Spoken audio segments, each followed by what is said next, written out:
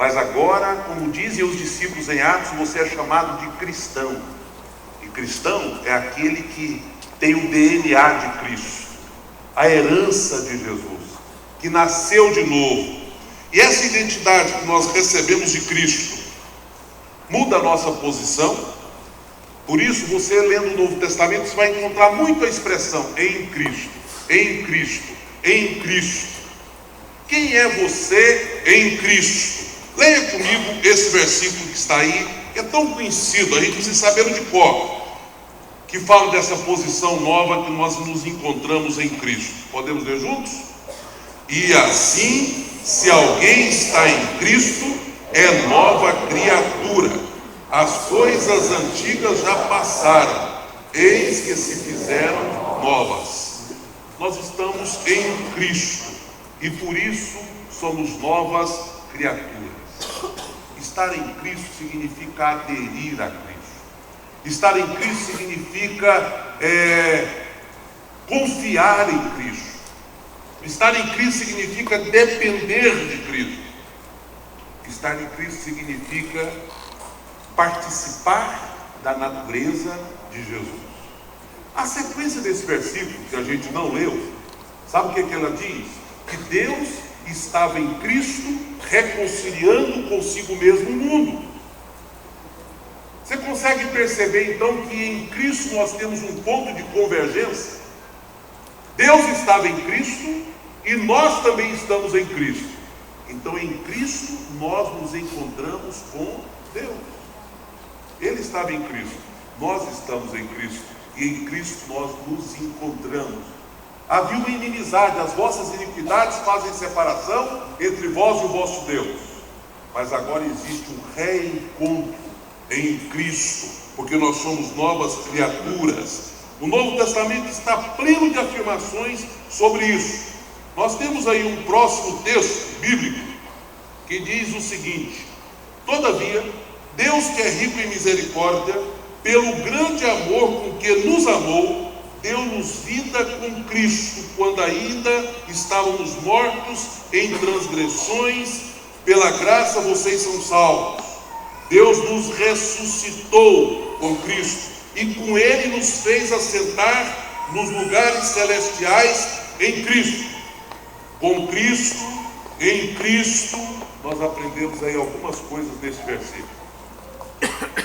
A Bíblia diz que Deus tem um banco cheio de riquezas para você e para mim. O problema é que nós não vamos lá fazer nenhum saque às vezes, porque em Cristo nós temos a salvação. A Bíblia diz que não há salvação em nenhum outro. Tem muita gente procurando receber salvação de maneiras diferentes, mas a Bíblia diz que não há nenhum outro nome pelo qual importa que sejamos salvos, a não ser o nome de Jesus. Em Cristo nós temos vida, e não é uma vida qualquer, plenitude de vida, vida abundante nós temos em Cristo. Em Cristo, a palavra de Deus diz que nós temos também vitória. Em Cristo Jesus nós somos mais do que vencedores. Em Cristo nós temos vida eterna, a vida que vai além da morte. A morte não é um fim, é apenas uma entrada numa nova dimensão de vida que vai durar para sempre.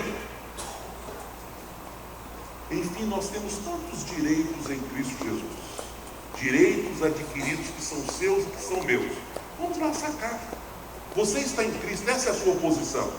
Mas além disso, essa posição nossa de estarmos em Cristo, nesse texto aí, o verso 6 diz: e nos ressuscitou com Cristo e nos fez assentar nos lugares celestiais. Interessante, porque talvez você conheça Efésios muito bem. No primeiro capítulo de Efésios, a Bíblia fala que nós temos os inimigos debaixo dos nossos pés. No capítulo 2 explica, porque eu já estou nas regiões celestiais em Cristo. É uma questão de posição. Nós não temos mais o que temer, porque a nossa posição é em Cristo. E por estarmos em Cristo, nós somos mais do que vencedores. E por estarmos em Cristo, o inimigo está debaixo dos nossos pés. Esta é a nossa posição. Mas a Bíblia também fala da nossa condição.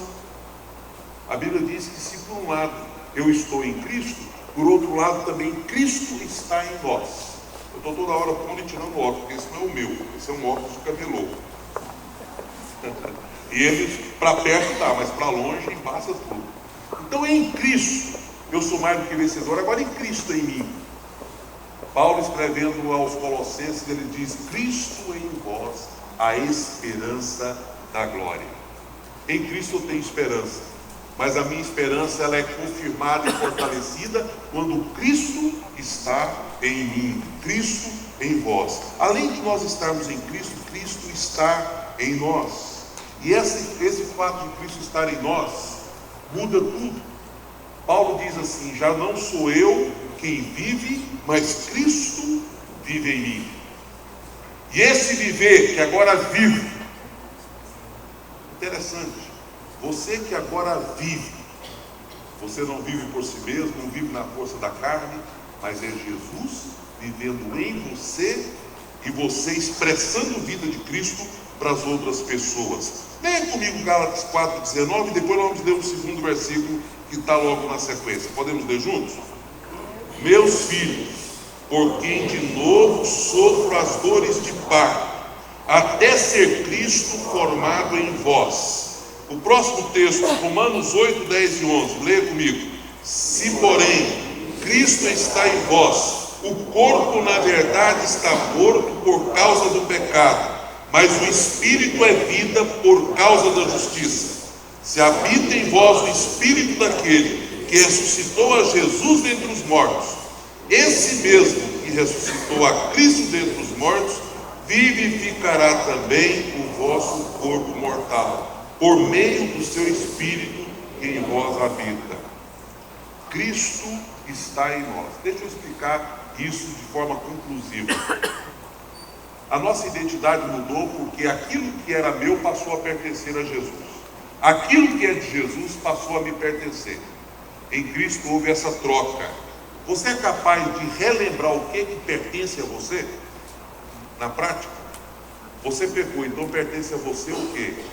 Condenação, a morte, não é? Isso é tudo seu.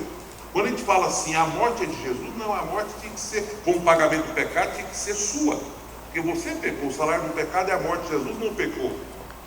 Portanto, quando a gente olha para a palavra de Deus e percebe que a morte era minha, o pecado era meu, a tristeza gerada pelo pecado é minha, não é? A angústia e a dor gerada pelo pecado é meu, e de repente eu tenho direito hoje à paz.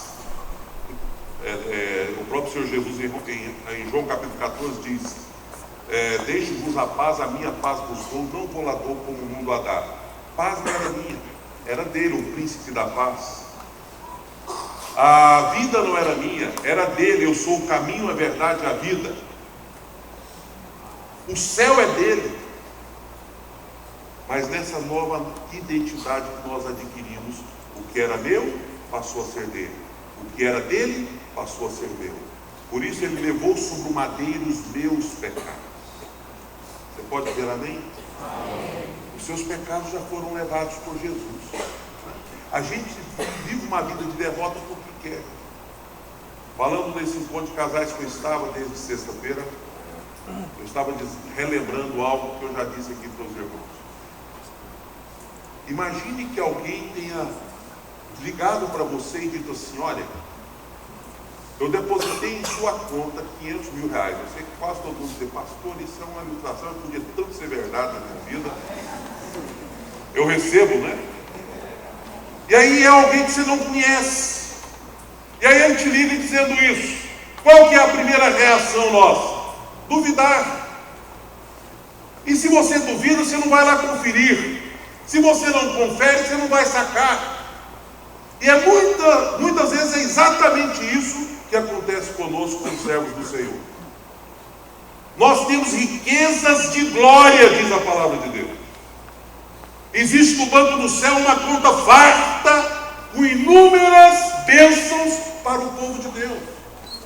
E a Bíblia diz que Jesus já conquistou isso para nós. A gente canta isso e muitas vezes não acredita no que canta. Tudo que Jesus conquistou na cruz, o que diz o restante do cântico? É direito nosso, é nossa herança. E muitas vezes nós não acreditamos nisso. Deixa eu dizer para você que está vivendo de maneira angustiada, no banco de Jesus tem paz. Para você que está triste, no banco de Jesus tem alegria e abundância para você. Para você que está morto, no banco de Jesus tem vida. Para você que está perdido, no banco de Jesus tem salvação. Sabia disso? Porque o que era dele agora é meu. Ele me deu de graça. Está na minha conta já. Eu só preciso aprender a usufruir, a desfrutar daquilo que ele já me deu. Pastor, mas e o meu estado? Pecaminosidade, perdição, angústia, etc. Isso é dele. Ele levou sobre si as nossas enfermidades. O castigo que nos traz a paz estava sobre ele. Sob as pisaduras dele, nós fomos sarados. Por isso, tudo que era enfermidade minha, o Senhor já levou sobre si. Sabe o que nós aprendemos hoje? É que nós já fomos transformados. Foi muito bem explicado na primeira parte pelo Luiz. Nós já fomos transformados. O Senhor já nos deu uma nova mente e um novo coração. Essa transformação já mudou a nossa identidade. Uma vez alguém disse assim: pastor, até a comemoração do nosso aniversário deveria mudar. Não é? Hoje é aniversário do Paulo Vitor, para quem não sabe. Depois vocês vão orar por ele, vocês vão dar parabéns para ele. Mas é aniversário do nascimento biológico, físico. Qual é a sua data de aniversário do novo nascimento? Quando você nasceu pelo Espírito e foi ligado a Jesus. Você sabia que essa identidade nossa significa nada mais, nada menos que isso? Nós fomos batizados no corpo de Cristo, ligados a Jesus. Através do Espírito Santo, você hoje é de Jesus. E Jesus é seu. Amém ou não? Amém. Você é de Jesus e Jesus é seu. Você está em Cristo e Cristo está em você. O que era seu passou a ser de Cristo e o que era de Cristo passou a ser seu. Nova posição, nova identidade, nova condição em Cristo Jesus. Eu quero, nesta semana, fazer alguns desafios para a gente concluir. O primeiro deles é um desafio para você que está aqui, que talvez ainda não tinha entendido essa mensagem. Não adianta falar de reforma se você não deu ainda nem o primeiro passo. O primeiro passo é: eu quero Jesus como meu Senhor e Salvador. O primeiro passo é: eu deixo o Espírito Santo me batizar no corpo de Cristo. Você não precisa fazer absolutamente nada a não ser crer e abrir a porta, deixar o Espírito agir. Tem gente que pensa que essa decisão está ligada a um estado emocional forte. Eu vou continuar vindo da igreja, pastor. Quem sabe um dia eu vou dar uma tremida, eu vou arrepiar, vai acontecer uma emoção forte. Não, o Espírito Santo fala na sua mente e fala também no seu coração. Pode vir acompanhado de choro, de quebrantamento, mas pode ser uma decisão que não tenha nada de choro, mas que seja sincera diante do Senhor. As duas coisas são possíveis e uma não anula a outra. Mas a grande verdade é que você precisa entender com a mente e aceitar com o coração aquilo que o Espírito Santo faz com você. O que você tem que entender e aceitar? É que só tem um jeito de você ficar em Cristo e Cristo ficar em você. É se o Espírito Santo operar na sua vida esta ligação, te batizar no corpo, colar você no corpo, fazer de você uma nova criatura. Podemos de cor lembrar o primeiro versículo que eu citei? 2 Coríntios 5,17. Podemos citar de cor? Eis que se alguém está em Cristo, nova criatura é, as coisas velhas já passaram. Se você entender isso, você vai dar o primeiro passo. Eu vou estar em Cristo, vou ser uma nova criatura e as coisas velhas vão passar. Depois que isso acontecer, aí sim nós podemos pensar numa nova reforma. E eu sei que alguns aqui já aceitaram Jesus há tanto tempo, que talvez estejam vivendo uma vida tão medíocre, tão fria, tão superficial, conformado com mediocridade. Quantas vezes nós conformamos com algo assim tão ralo, tão sem sentido, porque nós ainda não compreendemos as riquezas da glória de Deus que estão à nossa disposição. Por isso eu quero fazer esses dois apelos para nós começarmos essa semana. Será que tem alguém que hoje à noite me diz: pastor, eu abro meu coração para o Espírito Santo agir. Pastor, eu aceito a obra do Espírito na minha vida e eu quero ser ligado ao corpo de Cristo. Eu quero viver em Cristo, quero que Cristo viva em mim. Eu estou fazendo um apelo, não é para crente, não é para quem já fez isso algum dia na vida, não. É para quem nunca fez. Para quem nunca compreendeu a necessidade de tomar essa decisão. Será que nós temos hoje à noite alguém que diz: eu ainda não fiz isso, mas eu não posso deixar essa oportunidade passar. Eu quero ser nova criatura em Cristo Jesus. Se alguém, eu gostaria que desse um sinal levantando uma de suas mãos para nós orarmos. Será que tem alguém hoje à noite que quer receber Jesus como Senhor, Salvador da vida, e dizer: eu quero